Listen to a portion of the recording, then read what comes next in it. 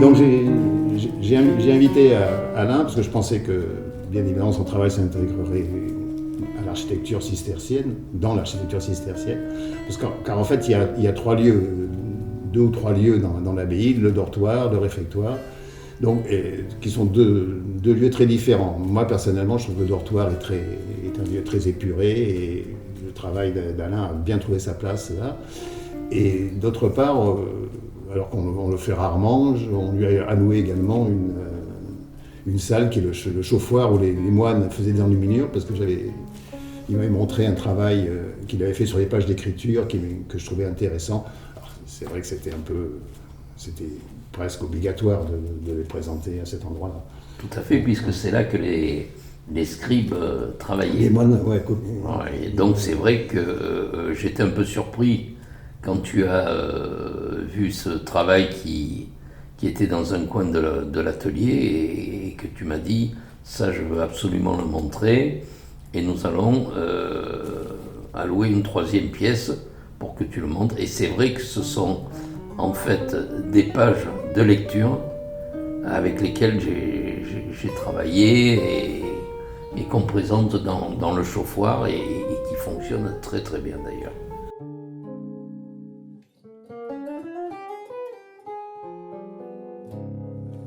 Bon, en fait, j'ai un choix, c'est simple, moi c'est le coup de cœur. Puis, d'abord, j'aime pas, je pense qu'à un moment donné, j'aime pas bien verbaliser autour des... Je pense que si un artiste choisit un mode d'expression, c'est que justement il a du mal à en parler, du mal à parler en général.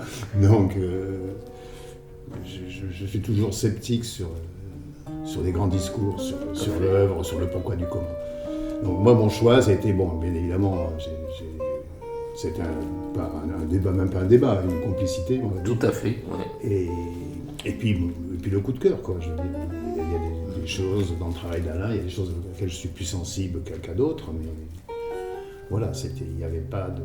Comment dire, on ne s'est pas posé trop de questions. Non, et d'ailleurs, le titre est presque venu instantanément, le titre de l'exposition, qui s'appelle « Au fil du temps ». Au fil au pluriel, du temps au singulier.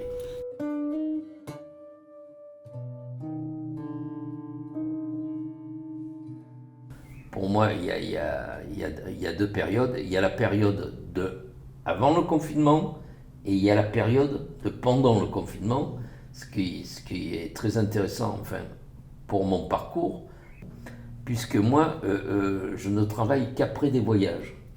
Donc, je vais faire un voyage, je rentre du voyage, je suis imprégné de ce que j'ai vu, de ce que j'ai photographié ou autre.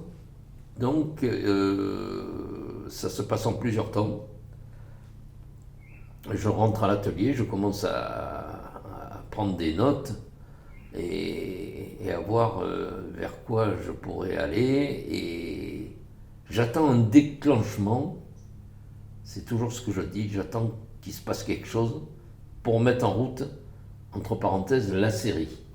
La série qui va avoir un rapport soit avec le voyage, soit avec différents pays que j'aurais visités. La deuxième partie, ça a été complètement le contraire, puisqu'il y a eu un enfermement. Et je sais que chez certains artistes, l'enfermement a été terrible. Ça les a complètement déstructurés, ils avaient du mal à travailler. Voilà. Moi, ça n'a pas été mon cas. Comme vous le voyez, je suis dans un environnement avec au nord le Mont Ventoux, à l'est les dentelles de Montmirail et une campagne qui entoure toute la maison et l'atelier. Donc, les seuls droits que nous avions, parce qu'on peut parler des droits à cette époque, c'était on avait le droit de se promener autour de la maison, ou d'aller faire une commission, etc. Donc la deuxième partie, je reviens donc à la période confinement, la deuxième partie est présentée au dortoir, ce qu'on appelle le dortoir à l'abbaye, et ce sont des travaux qui sont plus intériorisés tout en ayant regardé ce que j'avais autour de moi, ce que j'avais à disposition.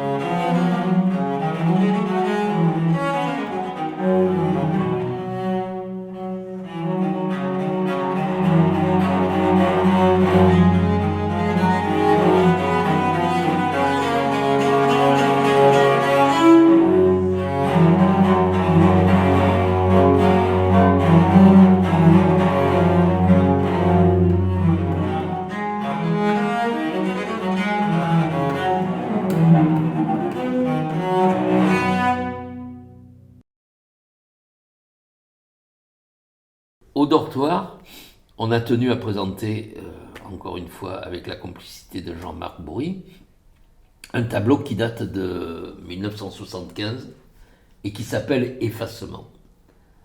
Ça a été la première série avec laquelle j'ai attaqué ma carrière, on va dire entre parenthèses, artistique, où j'ai été reconnu en tant que peintre, puisque grâce à cette série qui a été montrée à l'époque à la Galerie Noël à Geste à Saint-Rémy-de-Provence, j'ai eu l'aide à la première exposition.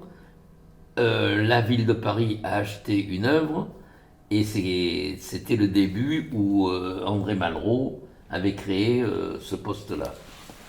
Donc les effacements qui ont été présentés à cette époque-là, et dont il y a un tableau à l'abbaye de Sylvacane auquel je tiens beaucoup,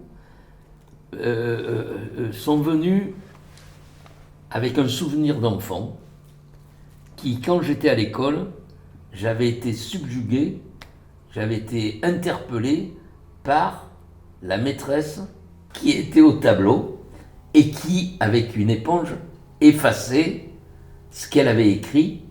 Et moi, de voir ces effacements, de voir les traces que ça laissait, en fait, c'est ce qui a servi à construire mon travail. Mais c'est vrai que c'est toujours intéressant quand on parle avec un artiste, à un moment donné, si on fouille un peu, bon, moi aussi, je sais d'où vient mon travail, mais de voir quel est le facteur déclenchant dans sa carrière. Et c'est souvent c'est peanuts, quoi, je veux dire. Oui, c'est un tout petit événement, mais qui prend une importance et qui conditionne tout un travail de 5 ans de travail. C'est quand même formidable.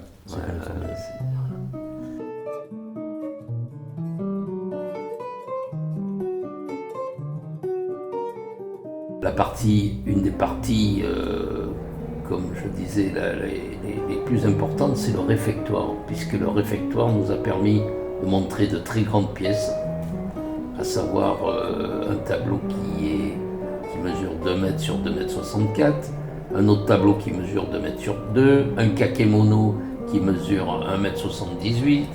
Donc là, on a mis des pièces, de grandes pièces et des pièces fortes.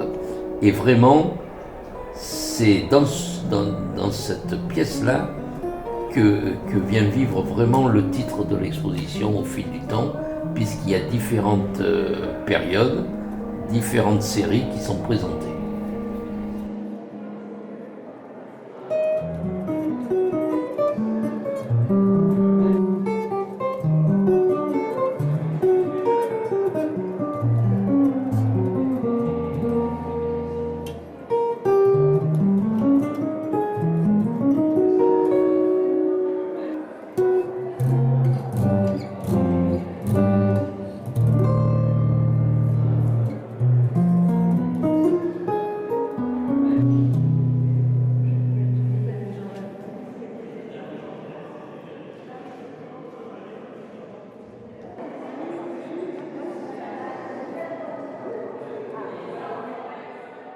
Tu fais pas de dessin préparatoire de toute façon. Je peux pas dire que c'est un dessin préparatoire. Quand je me mets au travail, je me mets toujours au travail je commence toujours un travail sur papier. Où pour moi, ça s'appelle prendre des notes. Et donc après, je développe. Mais il n'y a pas... pour moi, c'est pas un dessin préparatoire. Oui. Il y a un travail qui se met en place. Il y a une signalétique de gestes, un travail sur la forme, sur l'écriture qui va venir et qui va nourrir le tableau et qui va faire que ça va devenir, entre parenthèses, une œuvre.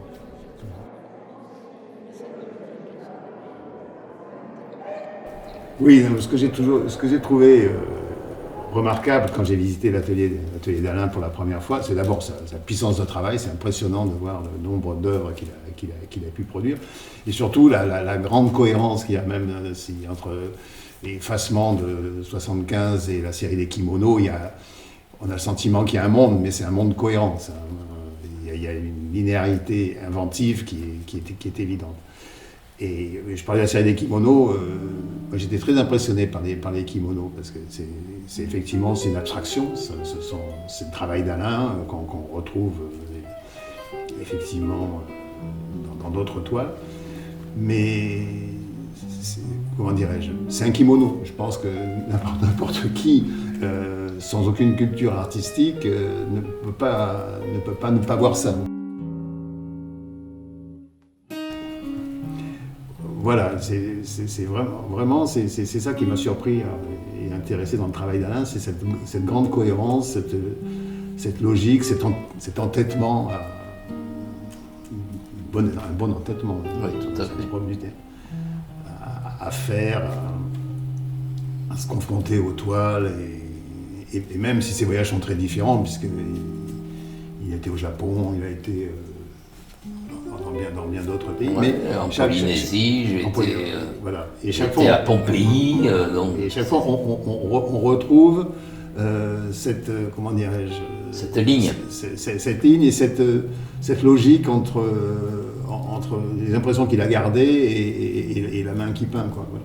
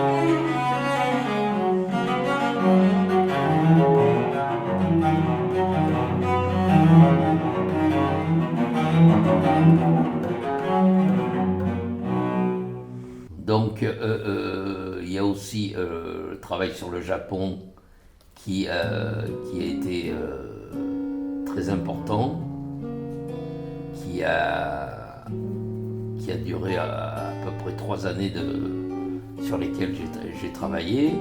Et là, ce qui m'intéressait, par contre, c'était de prendre dans leur façon on va dire, de vivre, leur état d'esprit, je me suis servi de haïku, c'est-à-dire des petits poèmes très courts, et d'ailleurs on les voit sur certains tableaux dans l'exposition, qui sont des petits poèmes qu'écrivaient tous ces grands Chinois et Japonais de l'époque.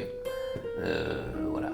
Alors, ce qui m'intéresse, moi, dans le geste écrit, c'est-à-dire même dans l'abécédaire de l'écriture, c'est ce que ça va laisser comme trace. Non pas la lisibilité, mais l'illisibilité de la phrase écrite. Et je me suis aperçu que comme il y avait, c'est vrai, et c'était normal, il y avait beaucoup de gens qui me disaient « Mais qu'est-ce que vous avez écrit ?» Donc, j'ai écrit en lisible les haïkus au dos du tableau.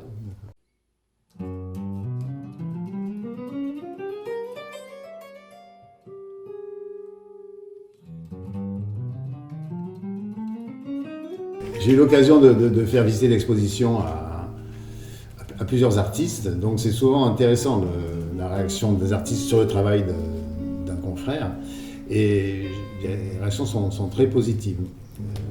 Effectivement, j'ai montré à Jean-Bernard Mété, D'accord. à Alain Dupont-Avis, le frère de Marc, qui est aussi peintre, et qui ont beaucoup apprécié le travail et l'accrochage d'ailleurs, qui a beaucoup plu. Moi, c'est vrai que j'ai été interpellé pendant l'accrochage.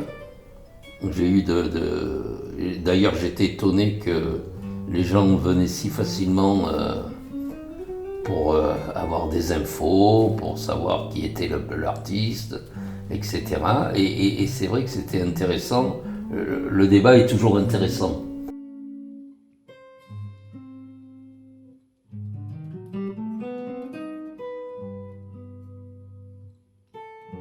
Chaque fois que j'ai exposé un artiste, il y a une chose qui m'intéresse, c'est de voir comment réagit le public, effectivement. Et souvent, les gens sont là pour voir les pierres et ils passent à côté des œuvres, ils ne les voient pas, c'est évident. Alors qu'il y a pas beaucoup d'exemples, mais quelques-uns, dont Alain, où les gens s'arrêtent, justement, sont devant les toiles, les regardent et passent à la suivante. Et ça, c'est vraiment un signe. Enfin, je considère ça comme un signe. C'était le cas.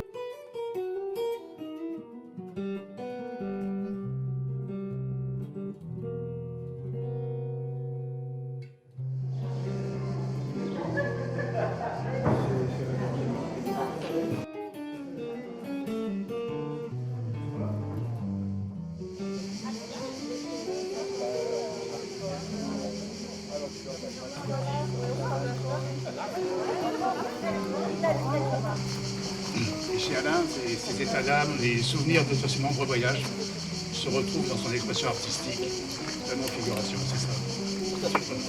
Exact.